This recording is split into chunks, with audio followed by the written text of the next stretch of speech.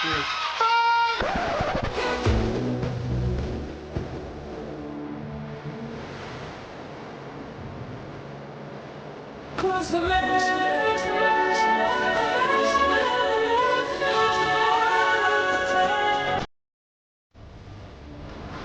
Hello and welcome to SuperCoach Edge for the round 13 review and round 14 preview. Well, week 2 of the buys are done and dusted, and despite it being the easiest of the buy rounds with just Geelong the Gold Coast missing, we were still throwing some curveballs with the pink sweaty pig himself, Clarry Oliver, missing the King's birthday clash with an infected blister on his trotter.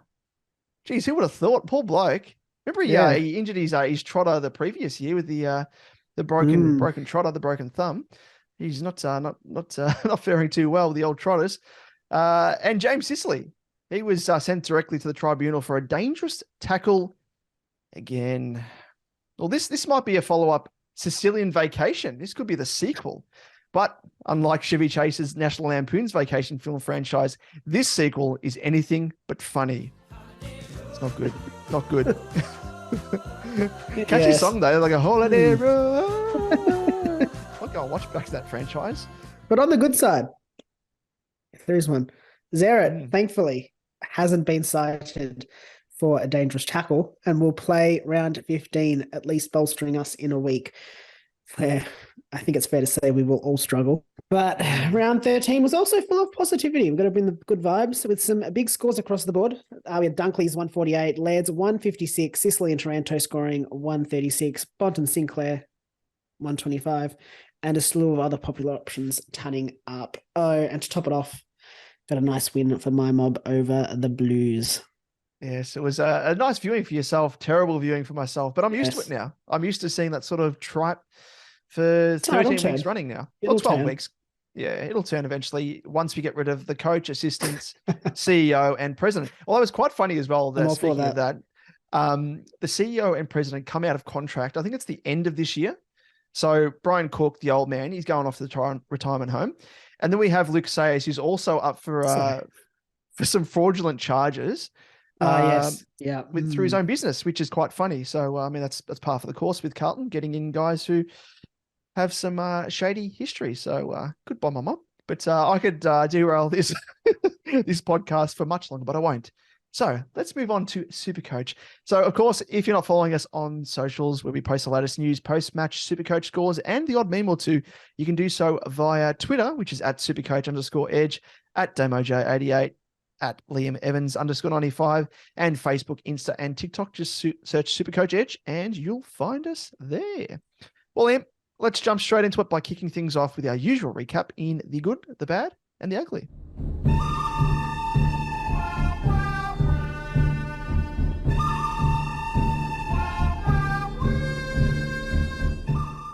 Yes, for those of you new to our show, in the good, the bad, and the ugly, we roll through some of the more notable and the more forgettable performances across the week.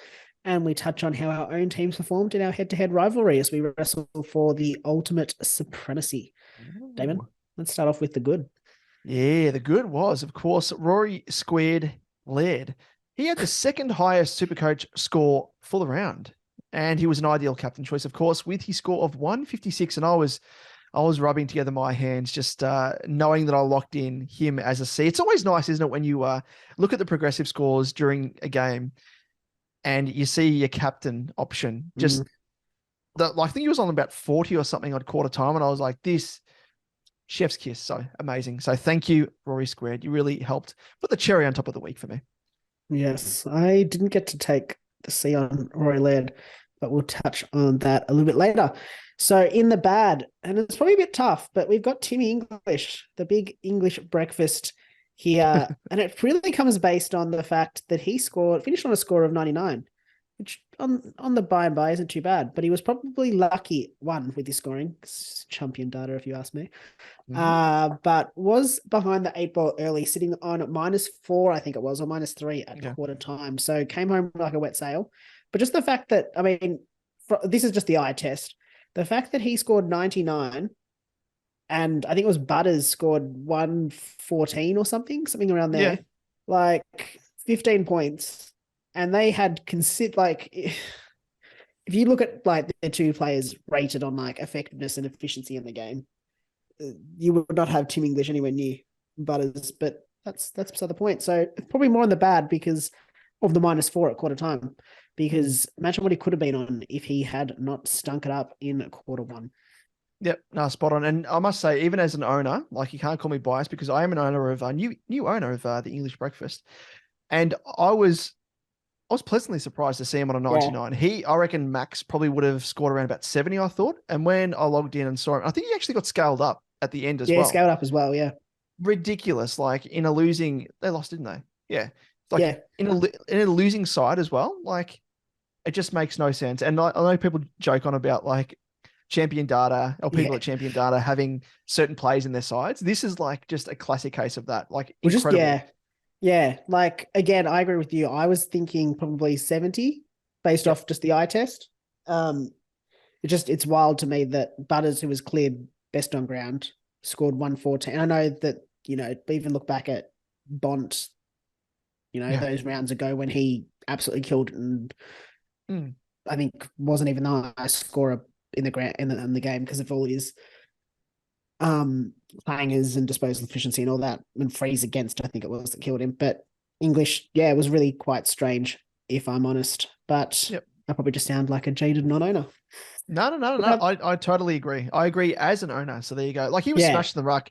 Like he had 20 hit outs to Lycett's 43. Like Lycett turned the tables compared to when they last played. So tip of the cap to old Lycett. But English, I'm just thankful that he had some sort of respectable score, courtesy of champion data, as they applied the lipstick, of course. But let's move on to the ugly, and it was, of course, Errol Goulden, who most of us own, of course. And his score of 62 hurts during the buys, it must be said. But thankfully, it likely fell out of most people's best 18 scores. So I guess that's a little bit of the silver lining there. But hopefully he can turn his form around soon, as he hasn't scored 100 plus since round 9. So he's on a little bit of a downward spiral at the moment, but we saw what happened last time when he was having a downward spiral, and then he came out and smashed it with that 160 odd or whatever it was from memory. So he could easily do that again, but he's definitely a hood. Don't think about trading him. No, do not trade him. Do not trade him. Do you want to jump into your team, Dave, and tell us how you went? Yes, so it was actually not a bad round for myself in the second bye week. Ended up scoring 2,210 and almost cut my rank in, not in half, but cut it by 1/3 at least, and rose up 410 spots to now sit ranked a touch outside the top 1K with a rank of 1,163rd overall. So I'm just chipping away at the top 1K. I feel like Hodor's behind the other side of the door. Like I'm knocking and I'm starting to push. I'm starting to bang it like down, and I can just feel Hodor's just there because I traded him out and he's not happy. So hopefully I can smash down that door come the end of the buy period. But I ended up trading Wilmot for Neil. So that was my first trade. And of course, I just knew it was going to happen. Wilmot came out and scored his highest score for the season with a 90. Again, the very week I traded him out, as always happens. So thankfully, Neil outscored him, albeit with 102, which was well below expectations. But I mean, not everyone, but a lot of people traded in Neil. So it wasn't too bad considering that. But likewise, again, in trading Jay-Z to Darcy Cameron, also saw Jay-Z punch out a respectable 107 after not even turning up over the past 3 weeks prior. So there is nothing sure of your player scoring after trading them out, and scoring quite well. So it hurts. It hurts. But I ended up VCing English, who somehow, as I said, and as you mentioned as well, scored a 99 despite that putrid performance.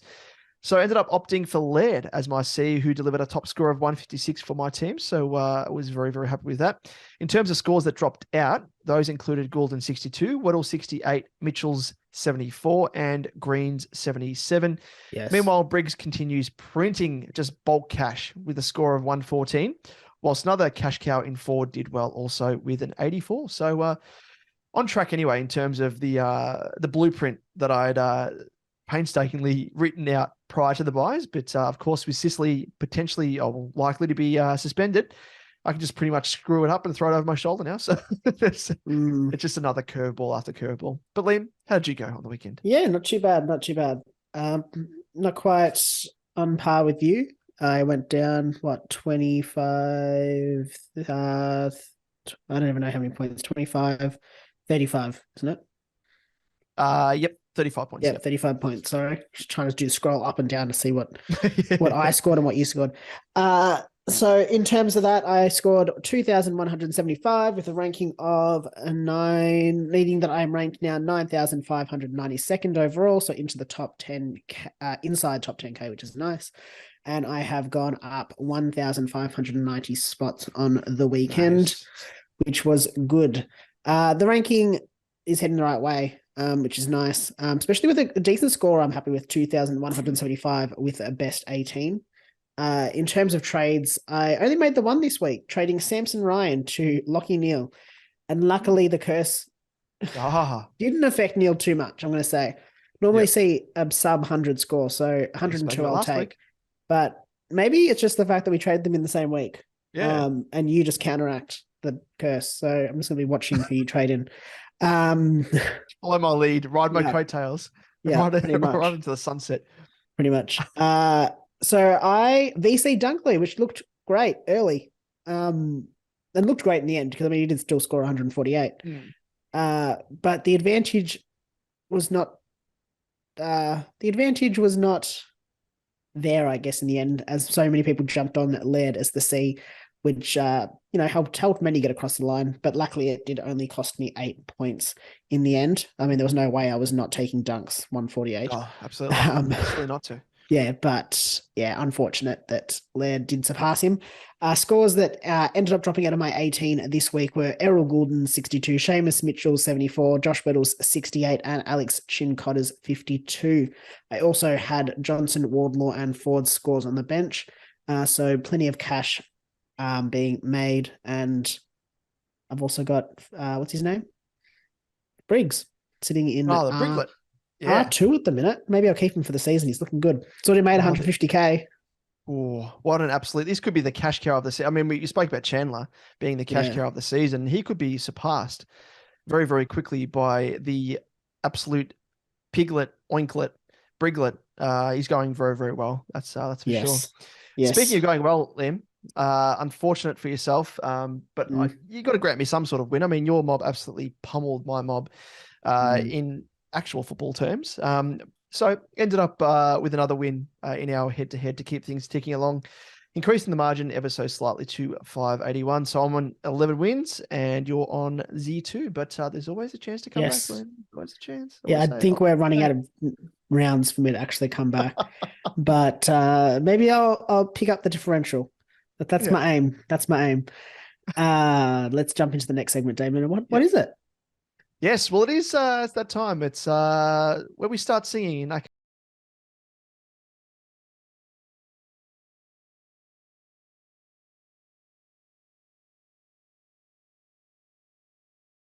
You should probably look it up.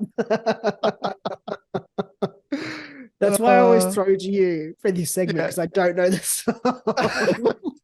It's the old Bay City Rollers. You're gonna have then maybe for next week. Next week we'll do the. I think we tried it a few weeks ago and it didn't. We failed miserably. Yeah, so maybe we shouldn't try it again. But surely it's tickling the feathers of some listeners and viewers out there, seeing us try and fail miserably. I wonder if there's any listeners out there that are actually like, I was going to say tenors because that'd be a very, very small percentage if not anyone. But if anyone sings out there, let us know. Because we might even get you to like maybe send in your rendition of Bye Bye Baby. Maybe that's what people can do. Send it to us in their DMs. Yeah. And then we'll actually play it. We'll include it, of course, in the podcast and podcast and get your work out there. And we might actually mime it. So we'll pretend to sing it and we'll just use our voice. There you go. Best of both worlds. But it is, of course, the next segment, Bye Bye Baby. And it's where we go through the teams and the notable players that have the bye this coming round. So this week, Liam, we've got 6 teams on the bye. So let's delve into who's set to miss this week. Yes. So first up, we've got Adelaide, and I guess the top 4 owned players for them are Jordan Dawson, Rory Laird, Joshua Shelley, and Max Michelini. We've got Collingwood, no surprises, Nick Dacos, number 1 there. Tom Mitchell, Darcy Cameron, and Jordan De Goey. And my mob's on the buys, so I will be enjoying a week off. I don't know. When your team's winning, it's kind of sad when you got to buy. So I don't know what this is. The weird feeling. I don't know what it's like. Especially when you've had the momentum as well. Like four wins in a row. I think foresight as well in Carlton. Like it's easy beat. It's amazing. Yeah, something to build off. 3 foot bottom floor sides in a row. Well, you virtually you could say you virtually played the buy like on the weekend, and now you're going into the buy. I wouldn't go that far. But anyway, in terms of my mob, the most owned players, this surprises me. Alwyn Davey Jr. still the most owned from the Dons. I would have thought it would be Zachy Merritt. Yeah. But Zachy Merritt is number 2. I don't know. I didn't look at the percentages, so I don't know if it's only just a little bit. But yeah, just shocked. Sammy Draper, number 3, and Jordan Ridley, number 4. What about... Geez, even Drapes as well. Like being Draper's the third most really owned. I highly thought owned. Ridley would be the 3rd most. Interesting. Yeah. We also have the Hawks, of course, having their bye this week, and Sicily might get the jump on most as well, because of course he may be rubbed out for a few weeks.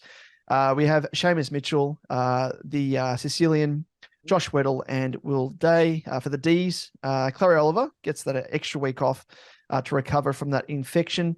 The track, Christian Petrarca, JVR Van Ruin, and Brody Grundy. And then for the Eagles, they're probably looking forward to the bye. The poor crew there just got decimated by injuries, and they need someone to come back from injury. So they've got Jimby out, Chesser, Noah Long, and Oscar Allen in terms of the highest owned players. We'll be, of course, touching on, I think, in terms of the next segment where we go through trade options and whatnot. But just keep in mind in terms of, the guys that are having the bye next week, and these guys as well that are on the bye. So there's probably a good chance all these guys here, such as like a Weddle, Seamus Mitchell, Alwyn Davey Jr., like these cash cows that you could potentially trade on. So Liam, let's do it. Let's delve into it in the next segment in The Price is Right. Show me the money. Oh! Does that make you feel good just to say that? What you gonna do, Derek? Show me the money! Yes, for those tuning in for the first time, The Price is Right is where we discuss the potential trades for this round, trade targets, who you're going to bring in, who you're going to dump, and even sometimes discuss whether a player should even be traded at all.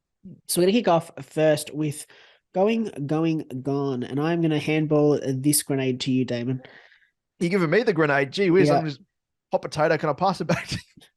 No, backsies. I'll take it. I'll just throw it over my shoulder. Don't know where it's going to land. That's Sicily for you. When you pick him up, you don't know what you're going to get. I thought we were past this. I thought we were past this. It's been so good. I wonder if I'm the curse, because every time I own him, something goes wrong. Like he does something stupid. But yeah, you're totally right. I thought all this stupid, like he's the captain. Yeah, exactly. Extra I mean, maturity. A tackle. Look, I'm going to be honest. The tackle he's not hitting blokes behind play. Yeah, it's not. We're a bit harsh there. But just I thought his days of being suspended were over. Yeah, and I thought he'd actually hit his peak when he offended all of Tasmania with his comments. I thought that was it. I thought maybe that was the height of his stupidity, but then of course he ended up collecting the dude from St Kilda High, and then with this tackle, which again it's an interesting one because I know the so much going on in that as a dangerous tackle, but it's so unorthodox. He's literally lying on the ground. He's tackling the player down who's upright. He's been to the ground as well. He was pushed over by Bramble, ran past. Was just Brockman. Just a calamity. Was just like flying through the contest that's one Brockman. Well. There's a lot going on in that little sequence. You know what happened? Like Michael Christian, they give him a lot of shit, and he deserves it, mind you. But he would have seen this slide across his desk, and he would have been like, I have no idea what to do. So he's just going to handball it onto the tribunal, which pretty much emphasizes like it's virtually a defendant like in court before actually saying, I'm going to contest the charges. Like, oh, no, that's guilty. That's guilty. That's virtually what happens when something is handed to the tribunal. So it doesn't bode well. But anyway, let's delve into it a little bit further. So Sicily, of course, he's priced at 649K, averaging a 113.4 with a break-even of 68. And yes, he is on the buy. To really start his extended buy to come, no doubt. The extended holiday. So the question remains, what to do with James Sicily? So he's been booked for a dangerous tackle, as we mentioned, which left him with cluggage, concussed, which also doesn't help, meaning the Sicilian finds himself with a date at the tribunal. Based on the current precedent, you'd expect that he gets, at least 2, maybe 3 weeks. Jordan DeGoey, of course, that was referred to the tribunal, ended up getting the 3 weeks. But yes, in this case here, hopefully it's minimized. They can, talk whoever it is presiding over the case, a bit over and say, like, it's fine. It's unorthodox. Like it's not like it's just too much other tackles. Yeah, just too much going on. So just blindfold, spin a wheel. Hopefully it lands on cleared and get him off. But the question remains, do you hold or do you trade? So if he gets 3 weeks, he's going to miss the next 4 matches, given the bye is this weekend, which is over a third of games for the rest of the season. So those games remaining for the rest of the season. So it's a fair chunk of rounds for him to miss. But you could argue that is slightly mitigated by the fact that 2 of those weeks are best 18, with the round 15 bye a struggle already. So, I mean, with that in mind, can we afford to hold? It's really difficult right now because we're just trying to figure out, we don't know what's happening. So we don't know, we don't know what he's going to get. And I think that changes the equation. If he gets 2 weeks, one of which, so that he has basically 3 weeks off because he's got his bye, I still feel like he's it's hard because he's averaging 113.4. He scored like the recent, last 3 or 4 weeks, he's gone massive. He's clearly a top defender, top 6 defender. You're trading him out now. He's 649. You're probably not getting him back in. His break even 68. No. Like trades are dwindling as well. That's the other thing. Like that's where I'm almost now thinking about holding him. Yeah. A lot of teams have used the like pre-buys and especially the buys to really cement and finalize their teams. So coming out of the buys, I'm seeing a lot of people, like in my case, I'm probably going to have about 4 to 5 trades coming out of the buys, and that's probably even with 1 spot remaining, which I might even keep for, say, a Mills. But I think even then, like there are teams that I've seen that are down to 3 trades, 4 trades, and if you have to trade out Sicily, you're using virtually one of those injury reserve trades on Sicily. So I guess in doing so, you're bargaining on having less, trades for injuries that crop up. Or you forego one of the luxury trades, or even forego going full primo. Because you're going to be 1 trade less if you're inside my case and you've got 1 player left to upgrade or 1 rookie left to upgrade or mid-pricer. Do you forego going for the primo if you need to trade out of Sicily? I don't know. All I can say is I'm glad I didn't trade out Sheasel. Like, I feel like if you traded out Sheasel and Sicily's now banned for 3-4 weeks. Yep. Like, that's rough. Because you'd have, if you've traded out Sheasel, I'd almost say you'd probably have to hold Sicily now. And it probably comes down to as well, like at the moment, I've got Weddle in defense. Do you have someone like if you have a Weddle or a Seamus Mitchell, for example? Yeah. I mean, plays obviously for Hawks as well. Playing in defense, you know that they're going to keep playing. Could you afford to play those guys over, say, if you miss 3 weeks, over a 3-week period, if they, like, for example, Weddle is averaging 70, Seamus Mitchell about the same, just under, I think, he's averaging, just under 67.5. Yeah. Sicily, his average over the course of the season is 113. So that's a swing of 40, if you say 70, that's a swing of 43 points. Extrapolate over 3 weeks. $120. 120. Yeah, about 120, 130. Yeah. So is it worth holding in that case? Like, is a trade worth 130 points? Because, I mean, that's going by the likelihood. That's a good point. If you're trading Sicily to it also depends primo, who you're trading him to. Yeah. You'd be bargaining on the primo averaging as much as what Sicily is. I mean, he's actually scoring well above his average, to be fair, Sicily. Yeah. He's been scoring 130 odd, 172 in round 11, but he's kind of been going above and beyond other primos in defense anyway. probably apart from Stewart. Stewart's probably been the closest. Dawson's been down on form, so you can't use him as a barometer. Sinclair's been up and down. And everyone's got Dacos, so Sicily's 3-round average is 147.3. The next best is 137 with Caleb Daniel. And then the next best is Nick Dacos at 121. So to an extent, if you're even if you go 5 round, Sicily's 127. Next best is 118 with Nick Dacos. Tom Stewart 114. I think what I'm trying to say is, James Sicily is obviously scoring massively in recent weeks. We have to rule him out, but no one else is matching him really. The next best is really, Nick Dacos, who most people have. Tom Stewart, who most not Tom Stewart's only in 24.9% of teams. So if that's the next best, and Daniel's a pod, Daniel's a pod, 4.9%. So I'm basically ruling him out. He's 615K. No one will be trading him in at that price unless you're trading him from Sicily. But then it's really pods after that. It's Mason Redmond at 5.4%, Bailey Dale, and these guys are averaging 110 and 108. So I think what I'm trying to say is don't compare him to Sicily. I think I'd be comparing him to other guys that you'd be trading in. No one's really going at that Sicily level, really. So you're probably not missing out on quite as many points over those 3 weeks. Yeah. And I guess you're going to be fully impacted in round 15, obviously, but a lot of people are going to be impacted by round 15 regardless. I think a lot of people will be struggling to field 18 unless you're using all 3 of your trades. So it's one of those things. I think for me, I'm actually thinking of longer term, maybe taking a little bit of a hit. I was lucky enough, and you were as well, to avoid Clarry. I was very close to holding Clarry, and if that was the case, I would have been without him for 4 weeks. So I think potentially if I'm just shooting myself in the foot, looking at it from that perspective, I've dodged a bullet. But if everyone trades out Sicily, imagine how much of a really, really nice pod he's going to be with his current high scoring that you'd say he's going to return when he returns. It's going to be, in terms of primo pods, that's a guy that, and as we say, that a lot of people won't have the trades to afford to bring him back in. And similar to those people that traded out Clarry, unless you're jumping on a cash cow like a Briggs, who there's not going to be another one from here on out.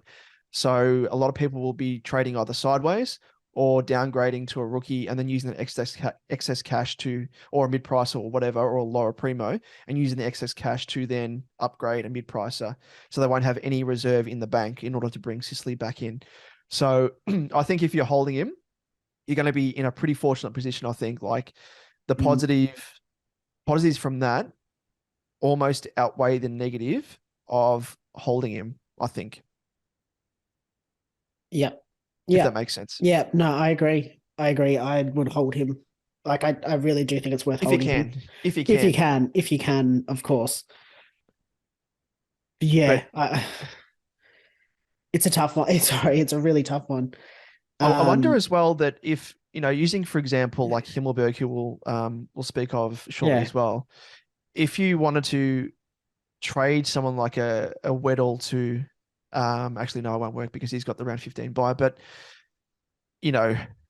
coming out of round 15, if you wanted to upgrade, point being, the price difference between Weddle at the moment and Himmelberg is 35 grand, roughly thereabouts. Yeah, so if you had an extra 35, and it'll grow up as well, because Himmelberg has got a low break even. But using him as an example, you could upgrade a Weddle to Himmelberg, have Himmelberg play, and know that he's going to score. Not similar to Sicily, but I mean, but closer than a Weddle you'd expect. Closer to 100 every week compared to a Weddle, as cover. So, something to think about. That's maybe something that I'm thinking about of doing. Yeah, no, I don't mind that. I don't mind that at all. It's a really tough one. In full honesty, I wish there was a simple answer. It seems wrong, knowing that he's probably going to miss the next 4 matches, and as we said, a third of the season remaining. And you're saying hold him. Yeah. But having said that as well, we're if they miss 2, probably not at this stage, but once you start getting to sort of 3, 4, even 5 weeks, if they miss 1 game, you kind of trade them out because that's a fifth of the season remaining. Yeah, true. Yeah, it's tough. But then for those people that held Clarry as well, that's turned out to fall discounting the weeks remaining, it's still the same amount of time. It's 4 weeks. 4 weeks, is that right? Yeah, 4 weeks. It's 3 plus the bye. Yeah. So it's going to be a similar time span to those people that they didn't know, holding Clarry, they're going to have to hold him for that long. Or at least have him be out of the side for that long. But he's been out since round 10 so, he last played. So yeah. He won't be playing until round 15. Yeah, so that's four matches.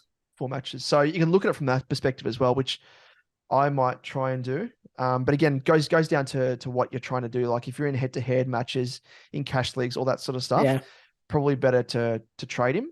But if you're going for overall, I don't mind the strategy of keeping him. But again, comes down to where you're at, number of trades you've got. If you've got excess trades, trade him out for sure, I think, 100%. If you're dwindling on trade numbers, I think I'd have to almost forego my upgrade plans if I was to trade out Sicily, because it's going to throw everything out. It means I'm going to have 1 trade less in order to, to bring in almost a full primo side. And I'm looking to maybe potentially bring in an M9, F7 type player, like a Fife, or someone of that ilk. So I don't know. Something to think about though, nonetheless. Yeah. Yeah. Good discussion. Good discussion. So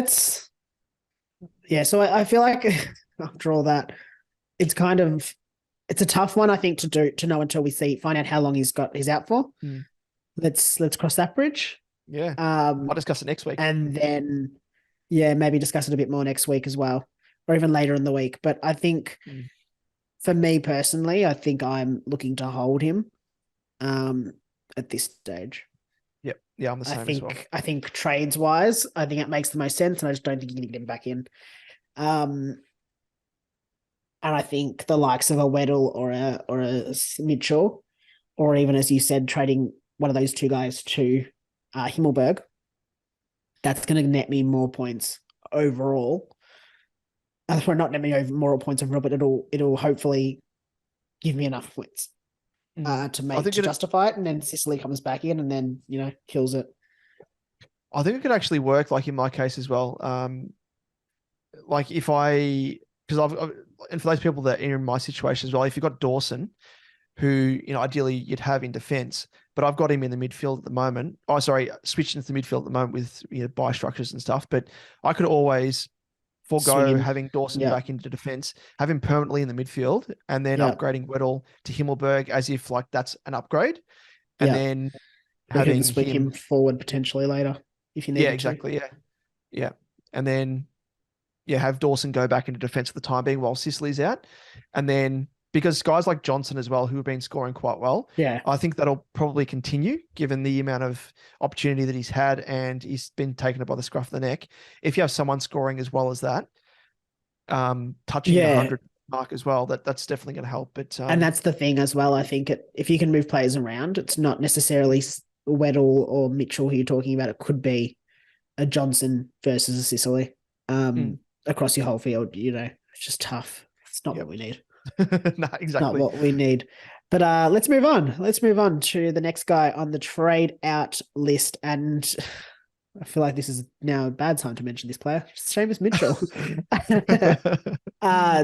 you don't have Sicily, feel free to trade him out. Defender forward. 322.7k, averaging 67.5 with a break even of 44. And he is in the trade category pretty much purely on the basis that he has the bye this week. He's made 198.8k, so he's more than done his job. But as we said, if you've got Sicily, he may be one to hold for the time being. You could potentially hold as well. Probably going to eke out some more cash because his break even is 44 and his average is 67.5.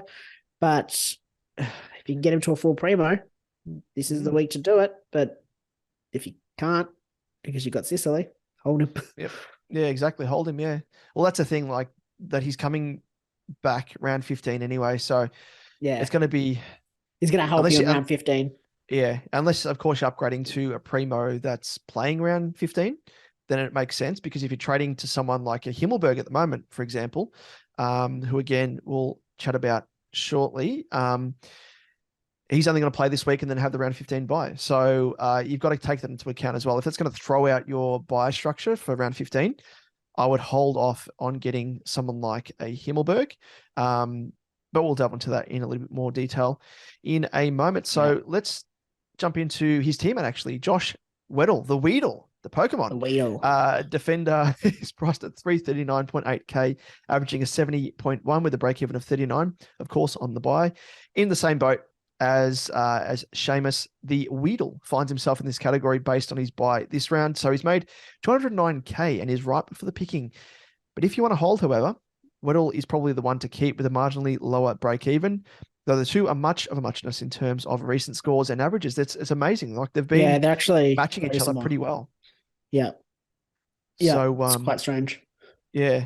I think I'll be looking to use one of these guys as a bit of a either a stepping stone to a primo or a bit of a cash in the old fat and cash cow to upgrade elsewhere. So fortunate, I think Mitchell between those two, just because he's got that defensive forward eligibility and he's on the opposite line to Sheasel, he provides a bit more use for me, I think, compared to Weddle, even though I love Weddle, love watching him play, awesome young player. Yeah. Likewise Seamus, of course, with a name like Seamus, how could you not be, even though you're not Irish, you've got an Irish name. But yeah, one of those two, I think you could definitely use to cash in if you don't need them for round 15. Definitely. I agree entirely. And obviously keep them in mind with the Sicily situation as well. Moving on, we've also got Will Ashcroft, who's mid-eligible, 425.4K, averaging 79.6 with a break-even of 116. And he has the bye in round... No, he's already had this bye, hasn't he? Yeah, he did. Yeah. The first bye round. First round bye. 12. What have I done here? Done myself a mischief. His break-even has risen up to 116, so he is right for the picking. But there is one thing to keep in mind. Despite that 116 average, you might want to keep him because he plays this week at the Gabba, and we all know that he loves playing at the Gabba, and he averages 100.8 there this season. Yo, Gabba. So you could keep him. If you're struggling to field 18 this week in particular, you could look to keep him. But also by moving him on now, you're probably going to be maximizing your cash gen because he is at 425.4K. So he's the sort of upgrade option from another mid if you can find one that you like. Otherwise, you could hold him for the next 2 weeks to help you cover this week and then next week and then move him on. But you're probably going to sacrifice a little bit of cash there. But it might work out in terms of points as well if that's what suits you.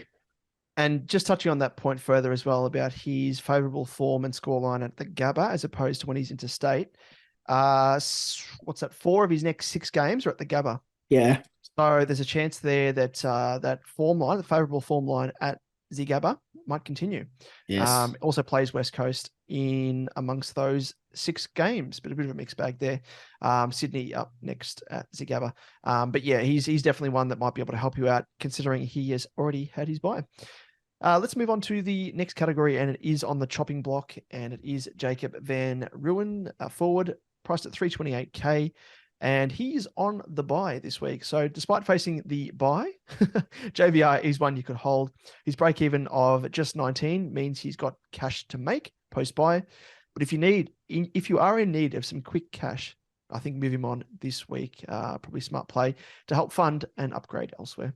Yes. Now let's move on to the fun part, the get them in. So these are some guys that you might consider to trade in this week. First up, and it should come as no surprise, we've got Tommy Stewart, 593.5K, averaging 110.5, break even of 79, and he is coming off the bye. And if you haven't got the Tomcat, it is time to get him in. He has an average of 110.5, which includes his injury-affected 18 in round 1. So if we account for that, his average actually increases to 119.8. So he'll be a top 6 defender by season's end. So do yourself a favor and bring him in. You'd think at this stage with a break even of 79 and with 6 games in the home and the run home at DMHBA Stadium, this will be the cheapest he's going to be for a while, you'd expect. Yep. Super bargain. Biggest bargain out there, I think. And yeah, one of the few primos I think that's going to be a guaranteed top liner in his position for him in defense. So jump on him if you can. Next up, we have James Sinclair, and this guy is a familiar name. Said his name a few times, I think.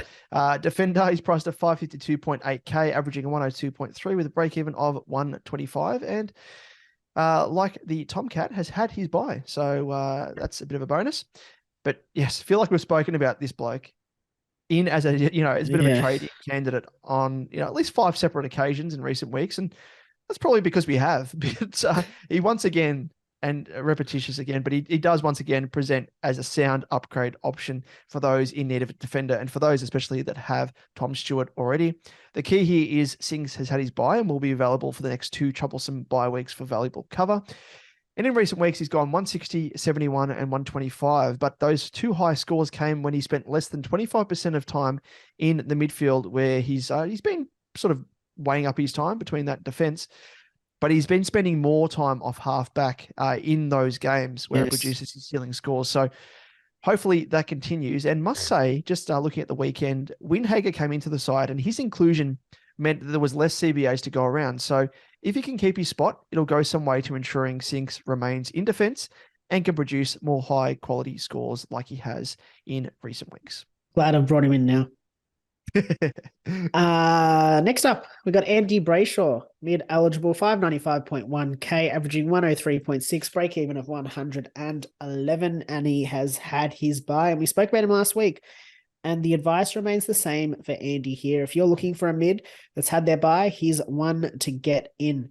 His 3-round average of 122.7 and his 5-round average of 121 are pretty consistent. So he's showing much more consistency than what we saw at the start of the year, where, well, he was probably consistently not great scoring at the start of the year, but now we're seeing some more consistent good scoring, which is what we like to see.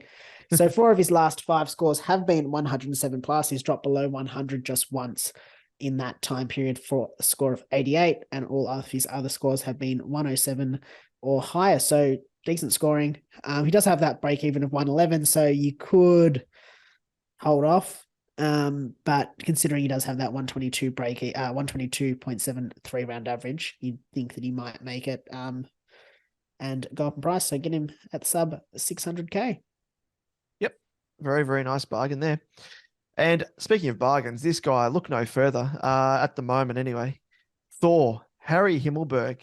He has not been the Hindenburg, as we saw last year. We all remember this name. He is a defender forward. He's priced at the moment 374.7k, so quite the bargain, averaging just a 69.2. But that's just hold right there. Nice. What are we talking about?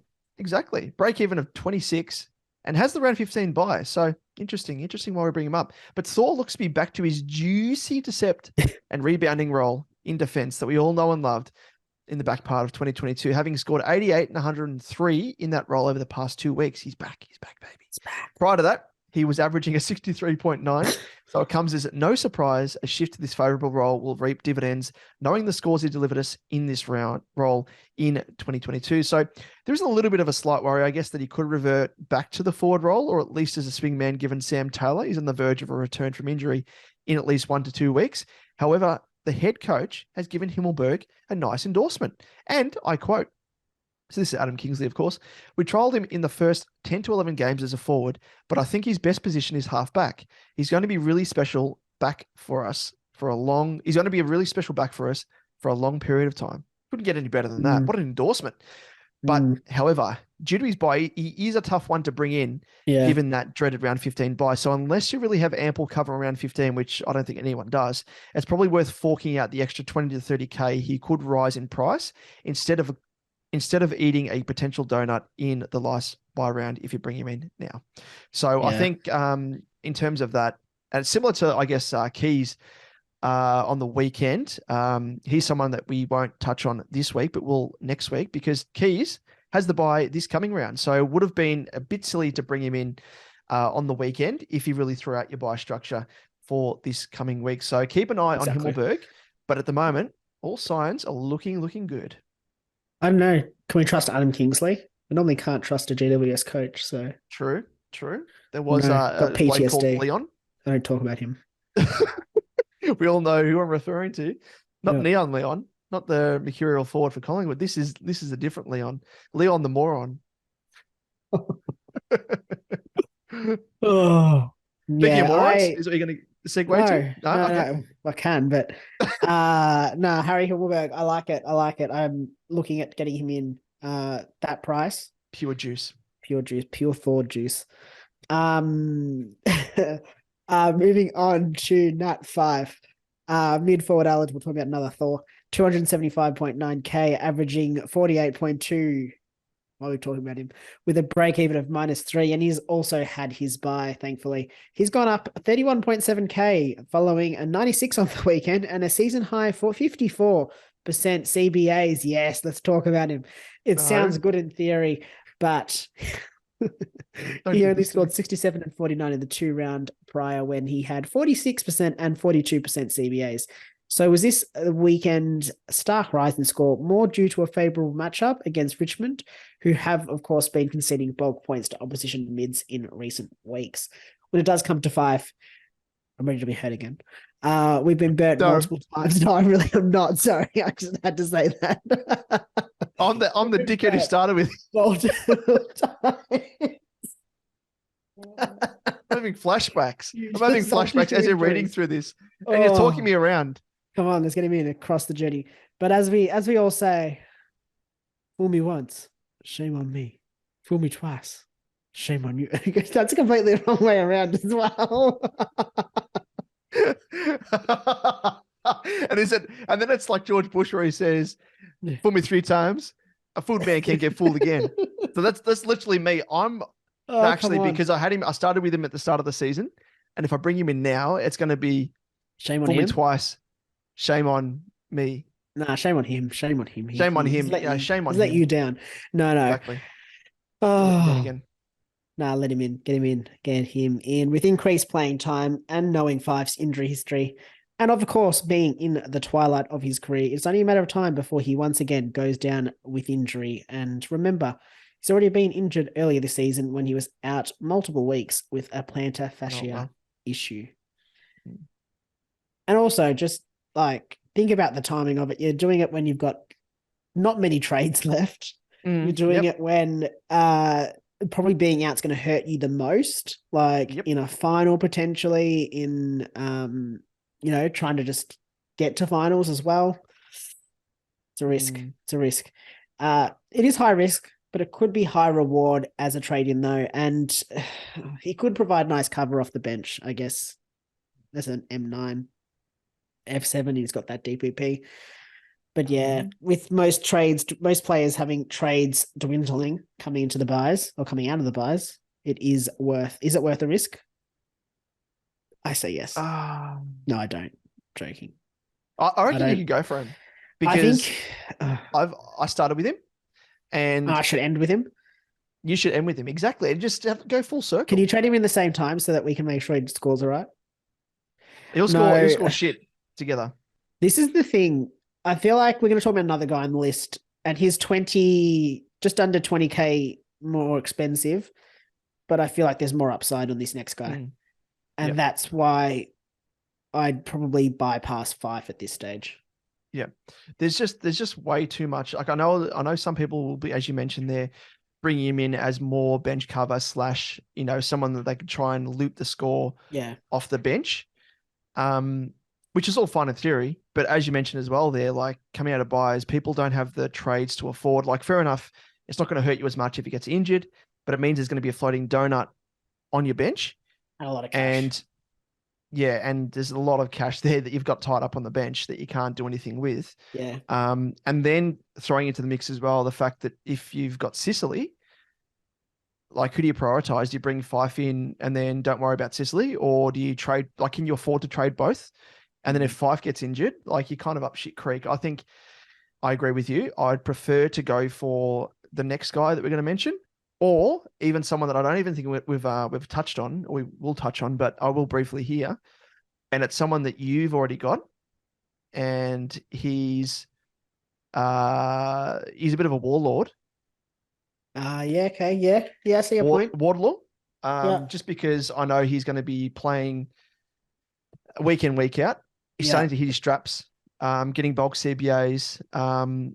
He's virtually, what he's at, 260 Wardlaw. 260, so he's 15K cheaper. Yeah. Sure, he hasn't got the DPP swing, but -8 break even. If you wanted to ride him, I guess, as a cash cow, not that I would, but it's just for season-long cover. Having someone that you know is going to play week in, week out, get opportunity, get CBAs. Yeah, I think I'm probably consider him ahead of Fife, but this next guy, who also happens to be his teammate of the Warlord. Who is it? Let's touch him. It is Taran Thomas. So he is a mid-forward, priced at 295.7K, averaging a 100.5 with a break-even of -29, and he has the round 15 buy. So that's the only downside, I guess. But having played his second game for the season, Thomas's price is about to skyrocket with his break-even at -29 with scores of 89 and 112. So since returning to the side, he has had 51% and 62% CBAs, but be wary of his scoring, as on the weekend, he managed 3 goals, which will, of course, inflate his score. His heat map also shows that he's played primarily through the middle and forward of centre, meaning there could be a risk that he gets played forward more deeply more. He's at an awkward price, but could be a great pickup to play as your F6, F7. He obviously won't finish the season as a top 6 forward on overall score, but could on average. So one for those that like to take a risk. So yeah, he's definitely someone to keep in mind, but also probably should mention it in the same breath as the Warlord. North have quite a few injuries in the midfield at the moment. LDU. That's the concern. Who's the other dude? Huntington's out. Huntington, the other guy. Simpkin. Simpkin, that's one. Simpkin, but Simpkin was concussion, wasn't it? Yeah, concussion was Simpkin. He was listed as 1 to 2 weeks. Greenwood as well had a concussion. That's the one. So was out. That's the risk, I think. That's the concern I'd have. Thomas might be on the way out, being able to play that forward role. And of course, you'd prefer LDU over Thomas in the midfield. So yeah, I feel like there's a similar risk for I feel like it's less risky with Thomas over Fife, but the risk is different. The risk is less. The risk is probably poorer score with Thomas, whereas I'd say Fife is more. Well, Fife could also get pushed forward as well. But Fife, I'd probably be more concerned about his injury history. Yeah. It's like the big risks there are like Fife's injury history, and Taran Thomas is more role. Yeah. So I think you prefer to go for the guy that's not going to get injured, more likely than not. Yeah.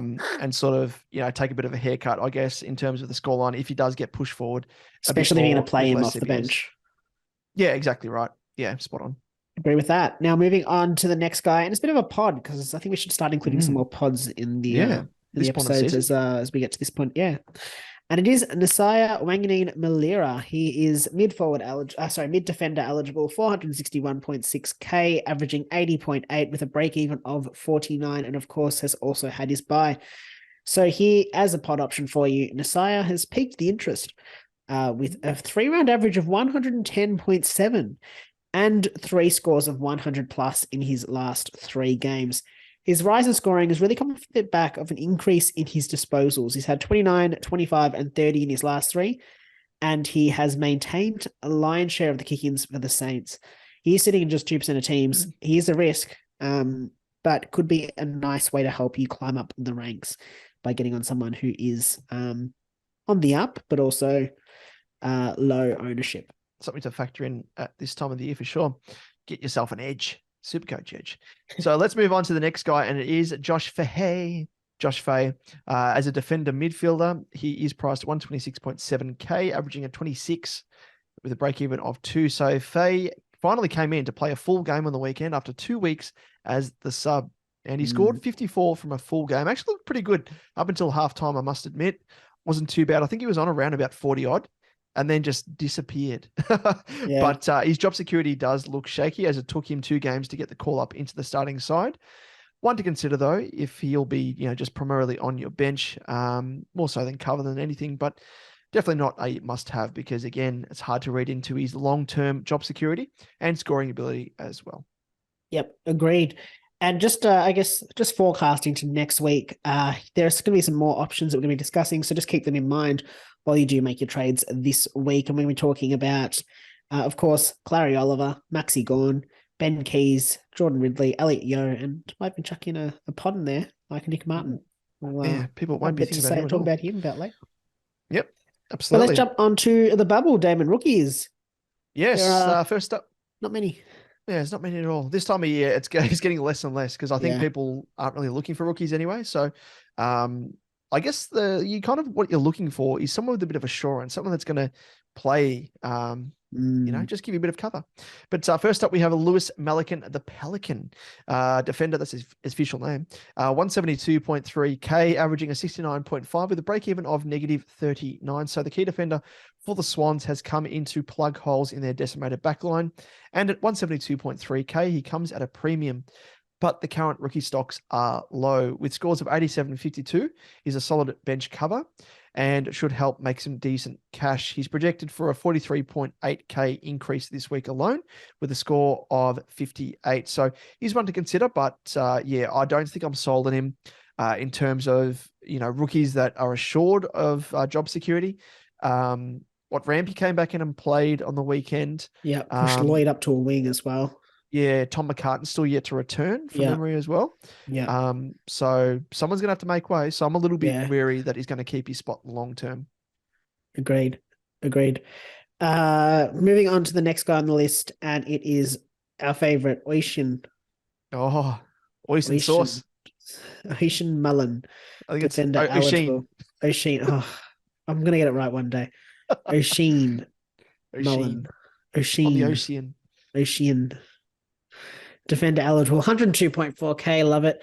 Averaging 45.5 with a break-even of -32, and he is coming off the bye.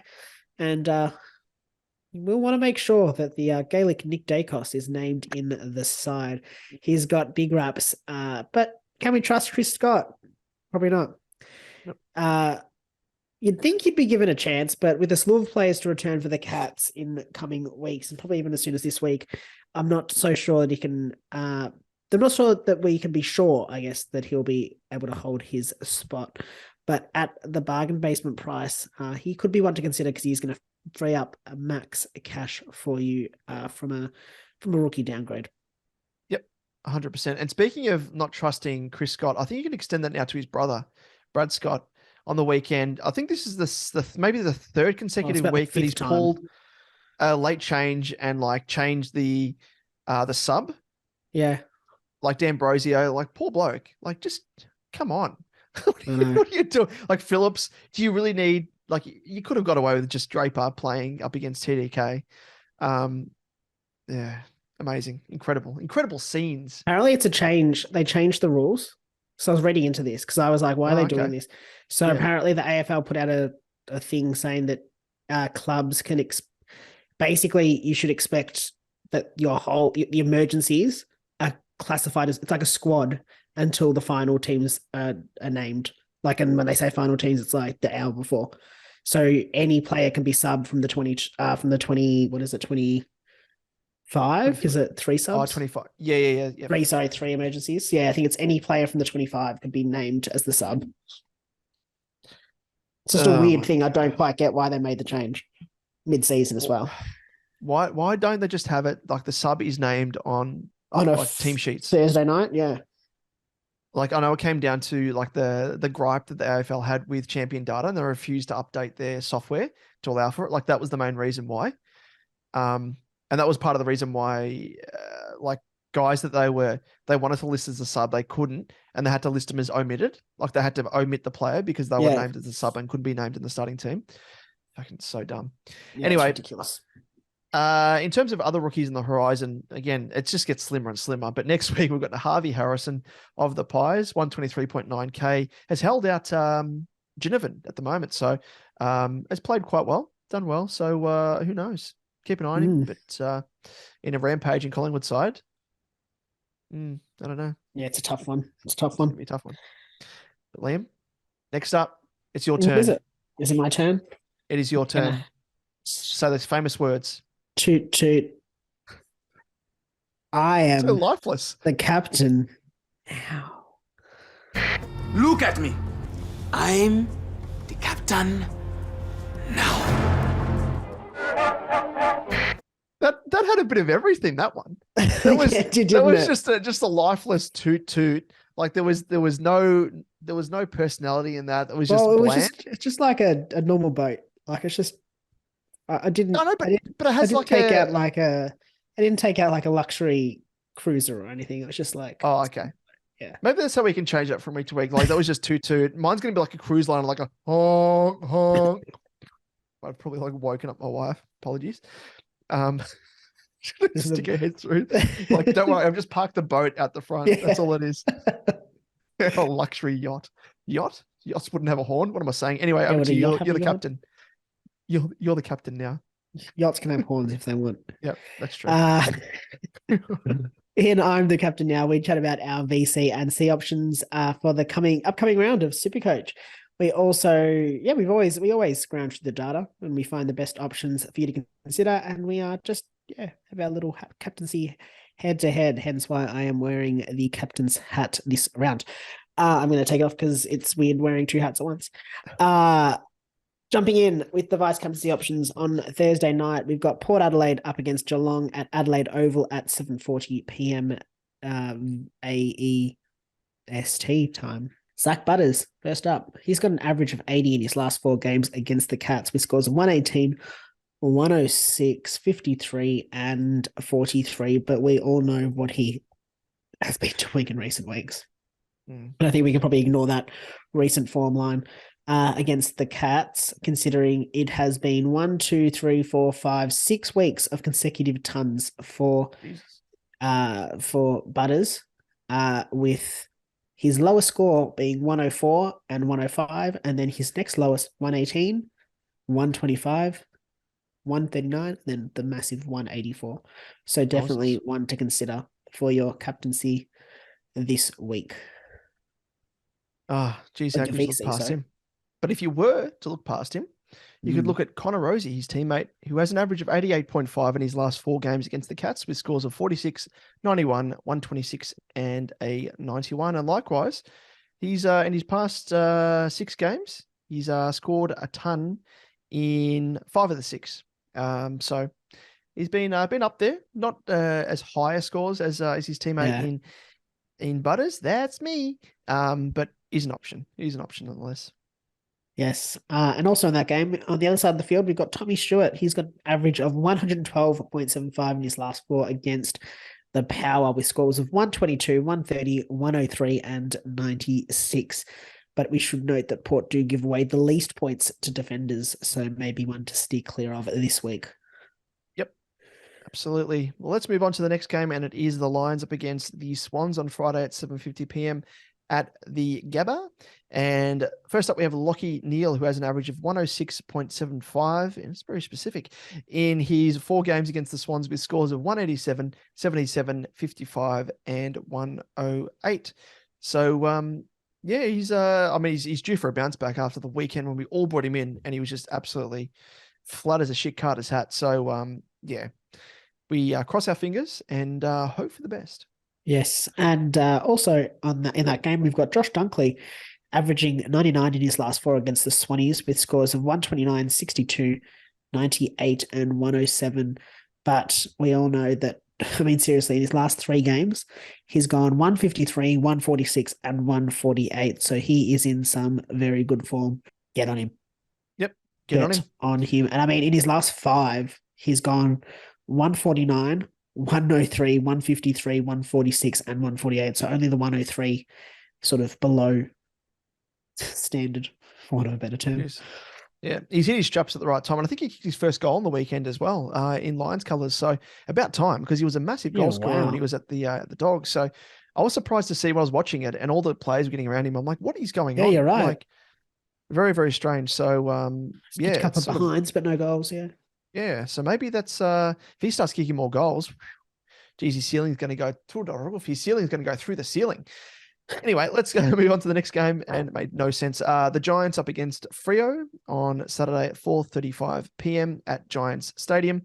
And first up, we have Tom Green, and he has an average of 75 in his last 2 games against Freo with scores of 92 and 58. One thing to keep in mind with Tom Green is he's scoring on the weekend. Wasn't too good. I think it was, a 77 from memory. Yeah, haven't had a great couple of weeks. Yeah, it hasn't turned up in his past 3 weeks and been, I guess, softies matchups like North on the weekend. Prior to that, it was Richmond who give away bulk points to mids in recent times. So kind of on a bit of a downward trend at the moment, but who knows? Maybe this is the week for him to push beyond the limit and surprise. Would definitely be a pot option, that's for sure, but could you take the risk? Yeah, I think Freo give away the 4th most points to inside mid, so that might help him, but tough. Yeah. Moving on the other side of the field, we got Caleb Sarong. He's an average of 82.33 in his last 3 games against the Giants, with scores of 100, 93, and 54. But I think we can discount that, considering we know we've seen what he can do in recent weeks, with scores of 108, 135, 120, 105 as 3 of his last 4 games. Geez, he's in good form. Yep. Good trading candidate as well. Likewise, this guy, Andy Brayshaw, has an average of 111.75 in his last 4 games against the Giants, with scores of 95, 105, 132, and 115. So definitely stands out historically against this mob in the Giants. Yep, and going at, I think, a 3 and 5 round average around that 120 mark. So could be in for a good one. Now let's move over to the captaincy options. And first up, we've got Richmond v St Kilda, Saturday at 7:35 p.m. at the MCG. And we've got Timmy Taranto. He's got an average of 82.75 in his last 4 against the Saints, with scores of 63, 107, 65, and 96. But again, 136 on the weekend against Freo, 111 in round 12 against GWS, 147 against Port, and 118 against the Dons in round 10.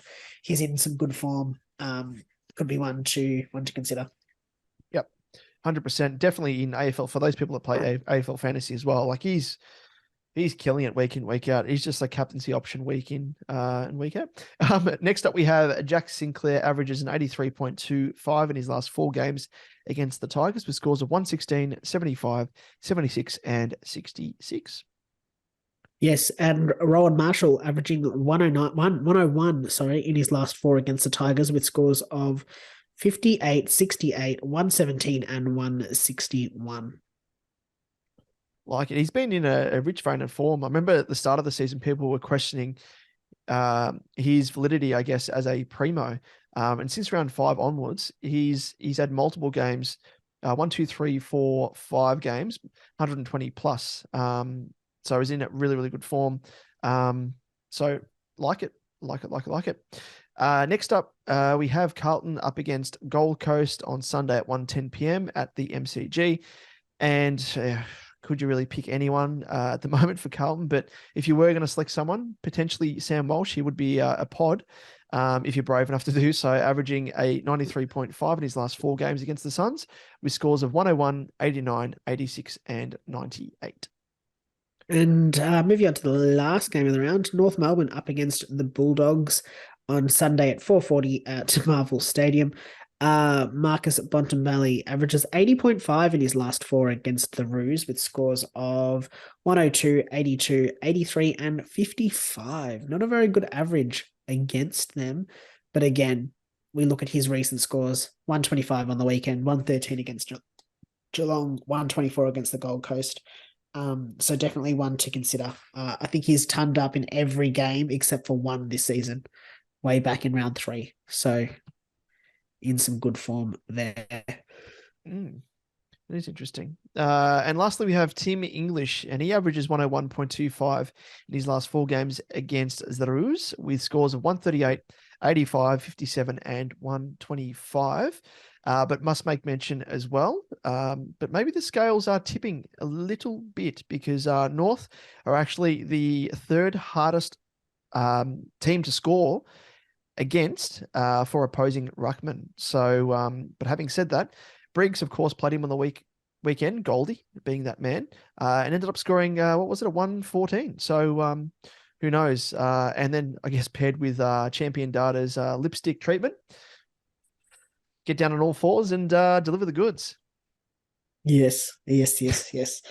But those are your options. Now let's jump into our captaincy head-to-head this week. I took out the chocolate. Sorry, Damon, you VC'd. Sorry, you had English as your first choice. Scored the 99. And I should have taken my own advice and gone with Rory Laird, who did score 156. It means that I've evened the ledger, so it's 6-6. But you are ahead on points, 1307 to 1262. Yep, just the 45 my way. points. So, But, yep, pretty close. Yep. Now, I do have the first pick this week, and I do not want it because it is, I don't know, it's a weird round. I don't feel like there's any real standout options, but I am going to go all in on Josh Dunkley. Ooh, okay. Josh Dunkley. Alrighty. Oh, yeah, this is a tough round. Because, Bont, could I trust him? Or could I go for someone different, like a Goulden? Your boy. Do it, my boy. Do it. He's due. He's definitely due. Like I mentioned, due. he's at a downturn in form. And last time that happened, they're playing at the Gabba though. Yeah. Against the Lions. Against Brisbane. Okay, you know what? I'm just going to bite the bullet, and I'm going to go Tom Stewart. Something different. I don't think I've chosen him all season, so I'm going to go Tom Stewart. Choose Tom Stewart when he's playing against Port, who give away the least points to defenders. Yeah, that's kind of the logic you want to go with, because no other players. Actually, you know what? Giving you an out. I'm giving you an out. No. Okay, I'll take that out. I'll take that out. You watch him high score now that I've changed. Yeah, I'll take the out. I'll take the out, and I'll go with Bont against North, because surely the Dogs have to turn it around. They've got to pull their finger out and arrest the slide that they've had. Yeah, exactly. Perfect. Now, Damon, we've got our next segment. We've got a few people screaming out at us. Can you hear it in the distance? I got to know. Hey, I got to know. Yes, and I got to know, we throw it open to you, the good folk of the SuperCoach Edge community, and answer your burning questions. Ooh. First up, Damon, who's the first question from? Too hot to handle. We've had a few filter through as well, which I'll, unless you want to add them in on Twitter. I'll add them in. There's one from someone that I have no idea who it is. I have kind of an idea who it is, but maybe I'm wrong. Is it me? I'm the problem. It's me. No, but first up we have Tyler at daddyrat_13. What do we do with Crips? This is an age-old question now I've been fielding for maybe the past 2-3 weeks, but again, it's just like an echo week in, week out. What do we do with Crips? Is it too late to offload? It was probably too late maybe about 2-3 weeks ago. But I think he's going to keep bleeding cash. The longer that Carlton are in this slump, the longer it's going to go on, I think. He, along with the likes of Walsh and whatnot, they're just out of form. He was actually one of the few, to his credit, one of the few players to actually lay a tackle on the weekend, Cripper. But again, he's handballing more than what he's kicking, which is a big issue. Something which wasn't as much of an issue last year from memory. But what is a big, big issue is the fact that he's only kicked one goal for the entire year compared to last year, where he was kicking goals left, right, and center, playing more time up forward. I've had a few people tweet me as to what the issue is, and that's part of the issue. He had 20 goals he kicked last year. 20 goals. He kicked one at the halfway point. That's a big difference. Season. So big difference. He's playing less time up forward. No opportunity there from good old Voss, the non-boss. And yeah, he's handballing it more than what he's kicking as well. More turnovers, less tackles. So yeah, I reckon get rid of him whilst you can, whilst he's still got a little bit more value. Because again, he's got a 117 break even, so he could potentially match that. He's got a couple of, can you call them soft matchups anymore? They're hard matchups, Gold Coast and Hawthorn. Yeah. So I would... Hawthorn not as easy as I think we all think they are. Yeah, I mean, yeah, they got the win on the weekend, actually looked pretty good. So yeah, if I was in your situation, I would be offloading him if you can, depending on if you have the traits to spare. Otherwise, he could be one off the... He could be like an M7. M8, yeah. M8. Sorry, yeah. M7, yeah, sorry. Oh, M9, sorry. M9. M9, what are we doing? He's being relegated by the minute, by the second. He could be an M24. But yeah, I would look to trade him in whilst he's still got a little bit more value. Yeah, I agree. I'd be moving him on quickly if you can. Definitely don't want to hold on to him. Moving on to the next question. And it is from the Duke at TH Real Duke. So I've got the hiccups. So he's going to struggle. Hey, fellas, I'm ranked 119. Should I go from 6 injury trades to 5 to get off Sicily if given 3 weeks? Also, main question, Brayshaw versus Neil versus Sarong. 2 for 1. Yeah. Double dip there. All right. I'm going to answer the main question first. Brayshaw versus Neil versus Sarong. I would probably go Neil first based off his recent score, like his floor's much better than Brayshaw at this stage. Then, Brayshaw versus Sarong. I'd probably go Brayshaw purely just because he's cheaper than Sarong. But I think they're much of a muchness, to be honest. I think Brayshaw seems to be becoming good at this stage, and Sarong's probably regressing down a little bit in terms of his scoring. But of those 3, I'd be going Neil, then Brayshaw, and then Sarong probably, but really Brayshaw just based off price over Sarong. Yep. I totally agree there. Neil, number 1, and Brayshaw and Sarong's probably much of a muchness, as you say. Yeah. They're very, very similar. It's that price point that's the difference. You got to pinch, you got to squeeze every penny, as we said last week. So, it's going to help you, I think, going for Brayshaw. I mean, over the course of the season, I probably reckon Sarong's going to score more, maybe a little bit more than Brayshaw, but it's going to be negligible. So, Brayshaw's the better value option. Agreed. And in terms of the first question, he's ranked 119th, humble brag there.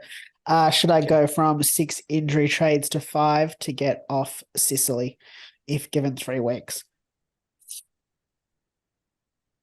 Good ranking.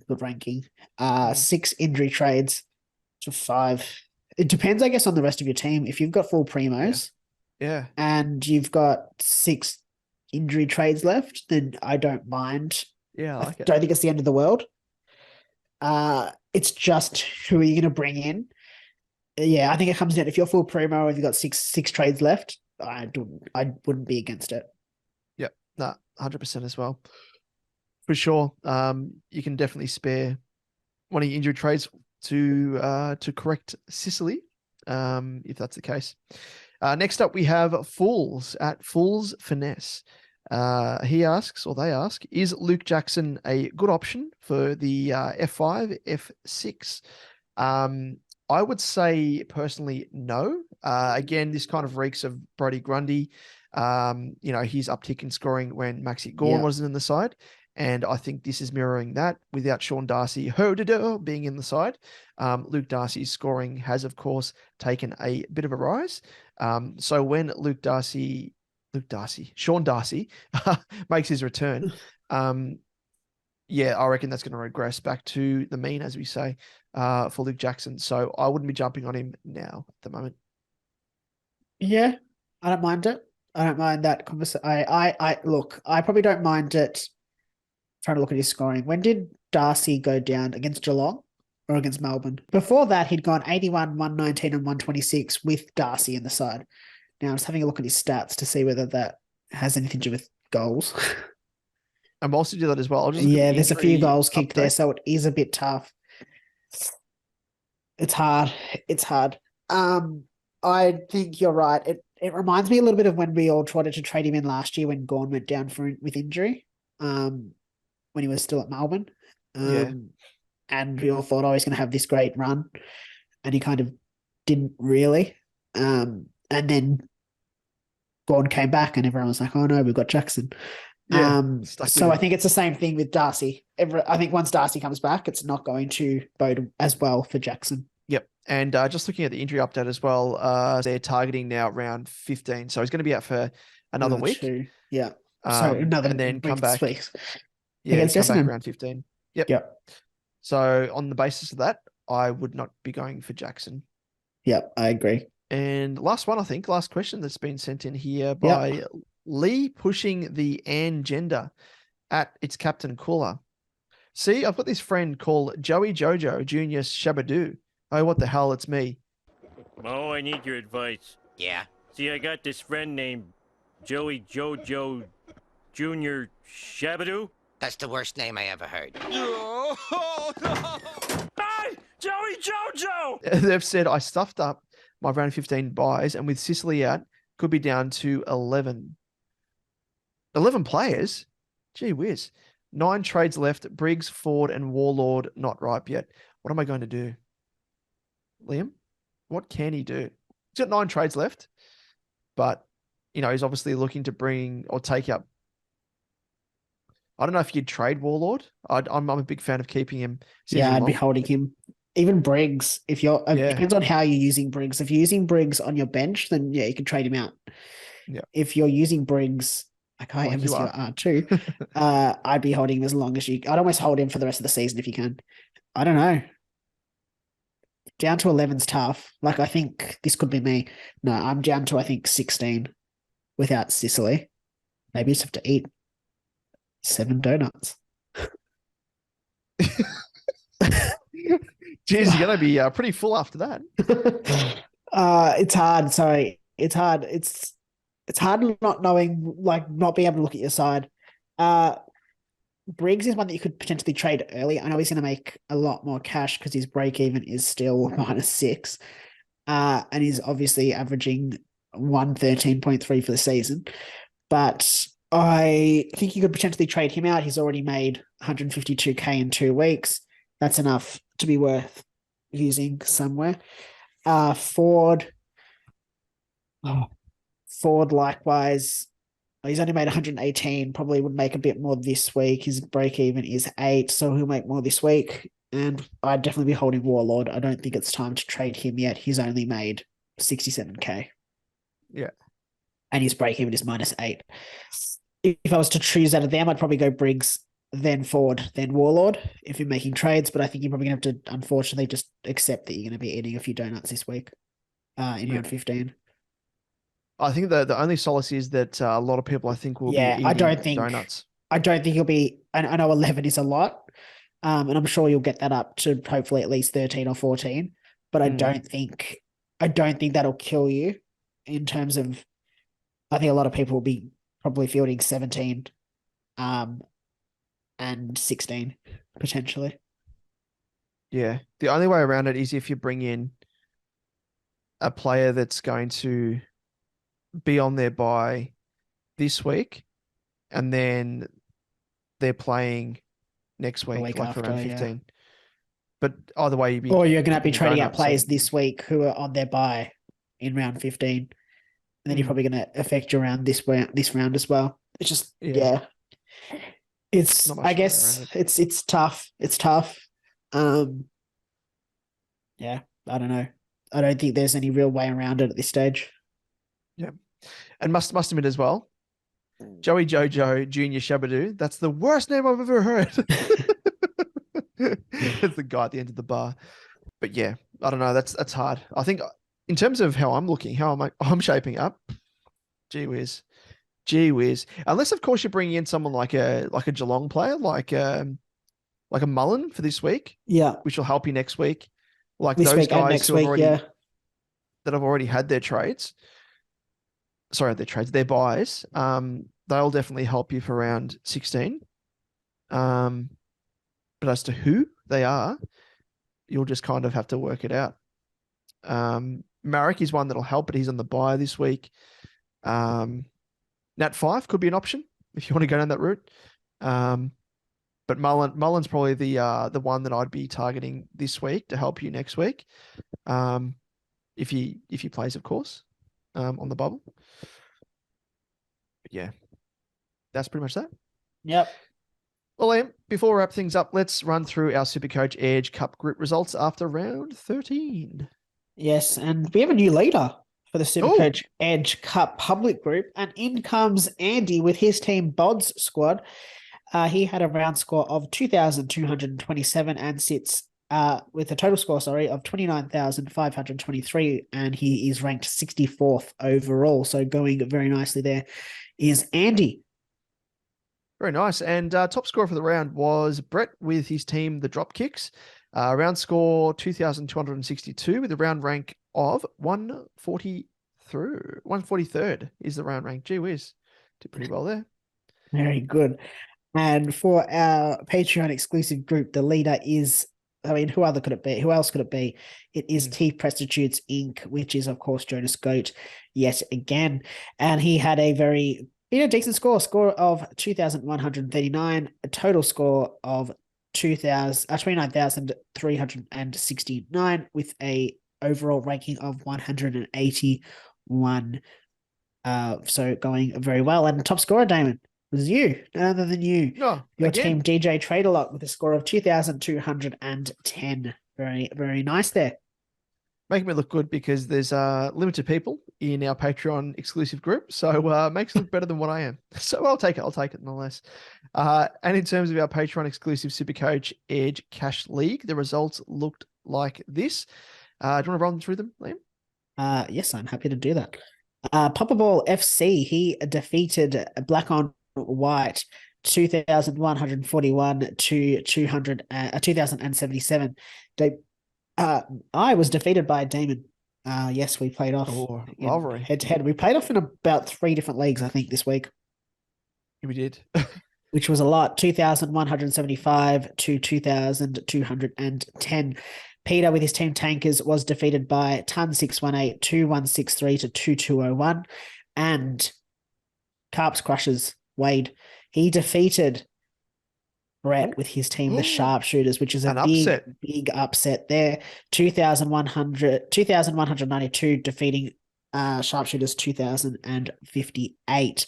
Now, Damon, one thing I just want to run through before you do take a look at the ladder is the league is going very well. Yes. It's gone up from 12th to 10th overall in the league ranking. So we sit 10th of 1,173 leagues. So some very good quality competition here. Absolutely. And one of those was, of course, that you just mentioned, the Sharpshooters. And with an upset from Carps Crushers, he's done me an absolute favor here because he's helped me now jump from second spot to first overall in terms of equaling with the league points. Both of us are on 9. Is it 7 points? What's that, sorry? No. Yeah. What is it? 7 points. Yeah, 7 points. Yeah, is the differential between both of us. Yeah. We're both on 9 wins. So I'm 27,174 and Sharpshooters is 27,167. So 7 points differential there separates both of us. In third spot, we have Ton 618 Matthew. He's on 6 wins. Carps Crushers, likewise 6 wins.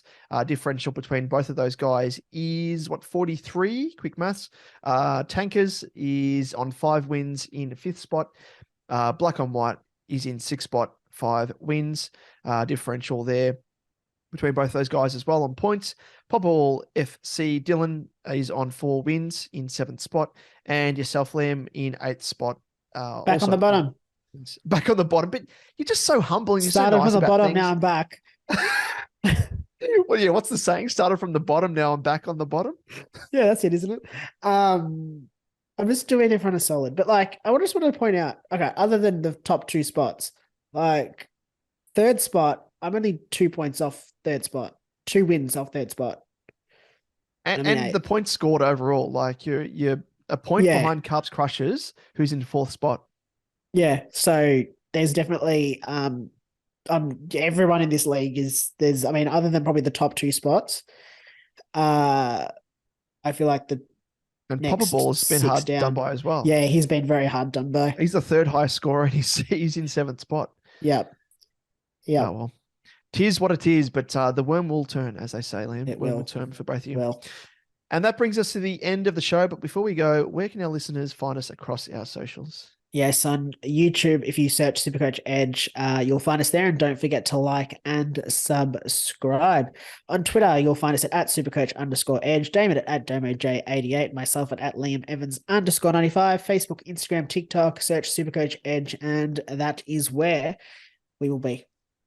Absolutely. And as you mentioned there, as always, if you love the content we provide, make sure to let us know by subscribing to our YouTube channel and help us in our pursuit of hitting the 1K mark by the end of the season. We're going up slowly. I must admit, I reckon there's like Facebook and Twitter, where you have random followers like bots and whatnot that follow you, and then there's a culling, and it tends to happen on YouTube as well. So if you can get behind us, if you're listening to us on podcast, jump across to YouTube, give us a subscribe, and just that's the only support that we want. Apart from your listenership and viewership, we love that support obviously as well. But if you can do so, that would be amazing. Liam, let's bid farewell to the kind listeners and viewers, and bid them well on their journey into the third week. So we're half the halfway point. We're past the halfway point of the buy period, and geez, I needed to finish with the way I'm going. But it means that we're a step closer to the end. So we just have to grit our teeth, keep going, forge through, and and we'll come out the other side looking pretty well. So with that, we bid you farewell, and we'll see you on the other side. Same time, same place. We'll see you then. See you guys.